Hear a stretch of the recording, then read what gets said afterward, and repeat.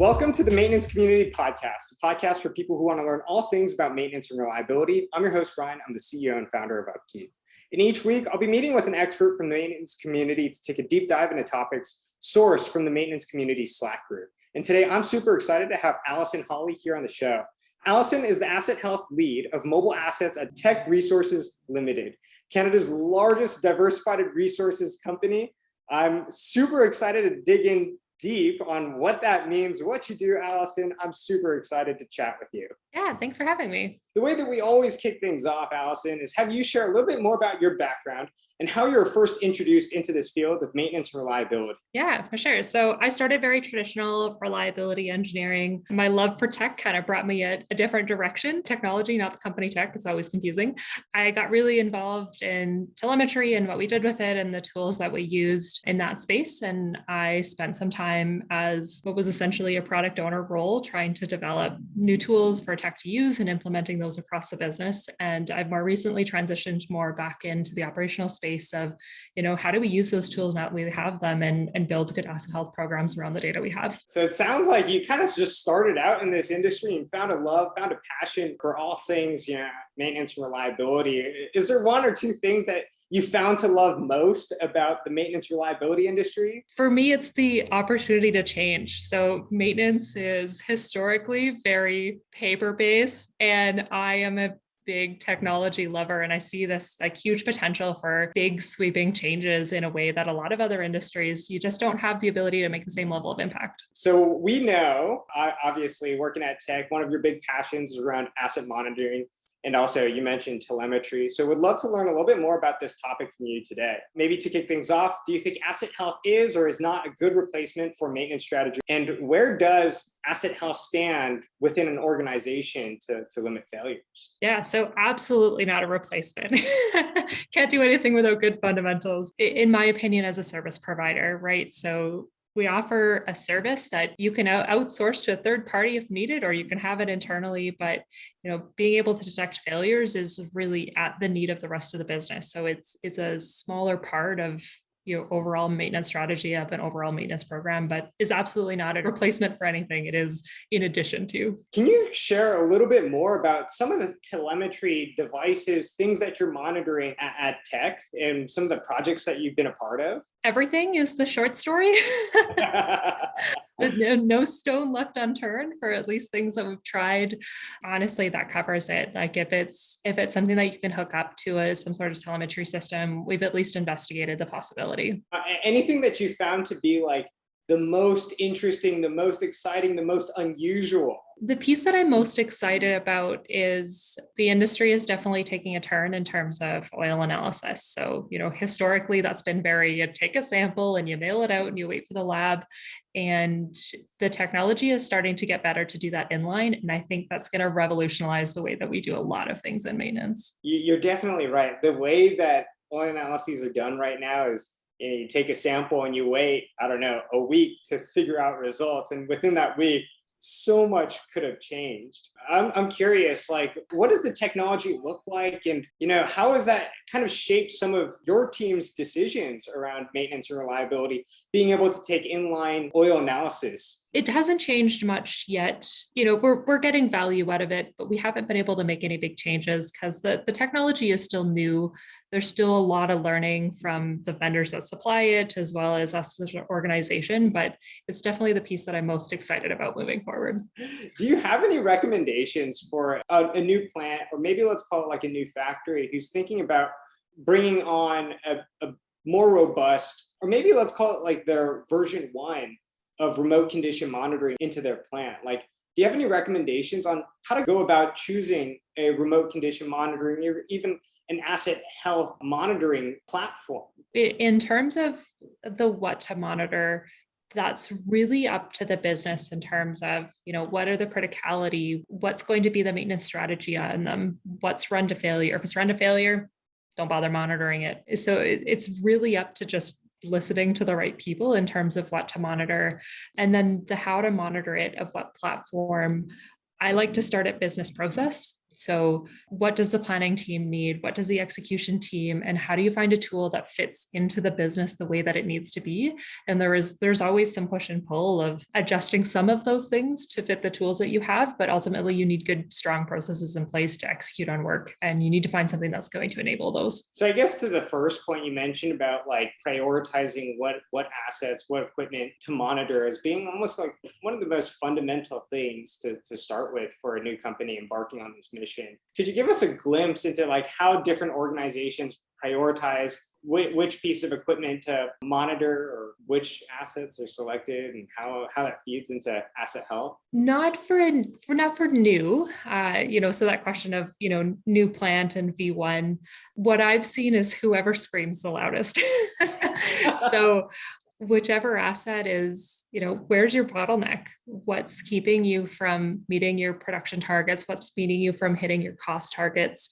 But you really have to understand what the implication is to the bottom end and work backwards, because you can start at what's easy and that might be a good learning experience, but you're not going to get the buy-in that you need to build the program up if it's not valuable to the business.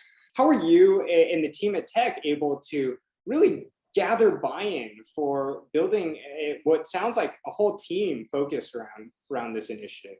Time. We've had a really long-standing program, longer than my time at Teck. Even maturity just doesn't happen overnight. It takes a lot of people that believe in the program to support it, and being able to communicate effectively up to a senior management level of what you're actually doing, what the value is, and really being able to justify those resources. So time, good communication. Unfortunately, those are not the fun answers, but that's what it is. Time, communication, and something that I also heard from Rob, one of your colleagues, or previous colleagues at Teck, was he really talked about like how everything is looked at in terms of risk as well. And when you communicate projects, it's not just about like, here's the expected ROI, but here's the risk. Yep. And every single decision was not just evaluated on like positive ROI, yes or no. It was like, how probable is that? And how risky is it if we don't do that? Yeah, and especially if you're looking at a newer operation that you don't necessarily know what your pain points are yet, risk is kind of the only thing you have to go off of. Which assets, if you lose them, are you going to lose future opportunity? So 100%. Allyson, what excites you the most about working in asset health and monitoring? The future. It's always the future for me. I see asset health as one of those spaces that is easiest to integrate new technology into. If you're trying to get new technology down to the floor, down to the trades level, you have so many more levels of change management and training. And within the asset health space, you have such a smaller bubble of people that you need to influence to be successful. And I think that means we can push the needle a lot farther into machine learning and AI and really catch up to the rest of the world in terms of, industry 4.0. So that's what excites me. I see a lot of potential of what the future of maintenance looks like in the very short term. I totally agree with that. I think one of the most common discussions that I have with people when they talk about, AI and machine learning, the biggest bottleneck to that is having the data to drive a lot of these really cool technologies. And right now, from at least a lot of our customers and a lot of the industry that we look at, is like there's a serious like data problem, or even like a data comprehension problem. Once we get over that hurdle, I'm really excited to see what the future holds for this industry and how it'll change.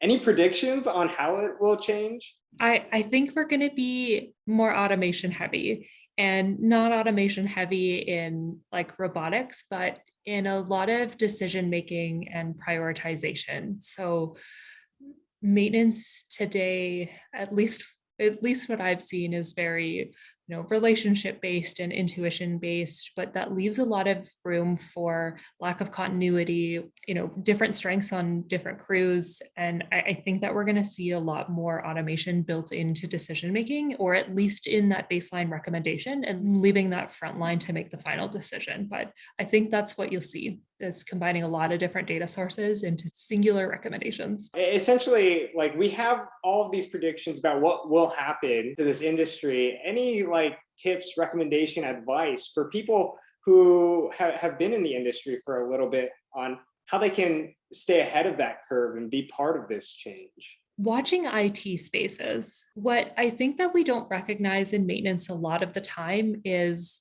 IT and cloud infrastructure is maintenance.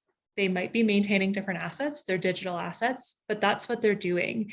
And because they're starting with already that, good baseline of understanding technologies and how to automate, they're progressing much faster in terms of what does good process look like? How do we catch things ahead of time? How do we build in, good bad actor identification? And a lot of that we can learn from. And that has been one of my favorite spaces to watch is how does IT and cloud services manage their outages?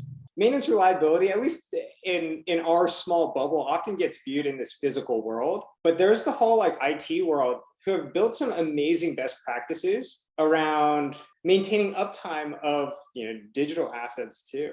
There are some software engineer reliability engineers that have built some amazing best practices to prevent outages and downtime.